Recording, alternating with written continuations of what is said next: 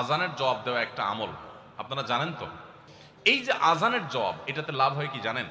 মুয়াজ্জিন আজান দিয়ে যেই সওয়াব পায়, আজানের যারা মুখে জবাব দেয় মুয়াজ্জিনের সাথে সাথে বলে, তাদেরকে আল্লাহ তাআলা সমপরিমাণ সওয়াব দান করে। আর মুয়াজ্জিন কি পরিমাণ সওয়াব পায় সেটা কি জানেন?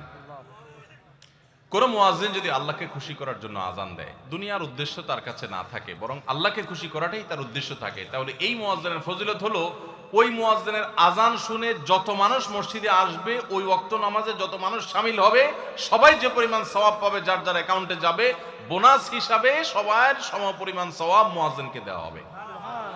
আর আপনি মুয়াজ্জিনি না করে শুধু আজানের জবাব দিলেও সেই মর্যাদা বোনাস হিসেবে আল্লাহ তাআলা আপনাকে দান করবেন। লক্ষ্য করবো তো ইনশাআল্লাহ। মাগরিবের সময় ইফতারের ফাঁকে ফাঁকে আমরা আজানের জবাব দিয়ে দিব। মুয়াজ্জিন যা বলে তার সাথে সাথে তা বলা, তার পরপর সেটা বলা।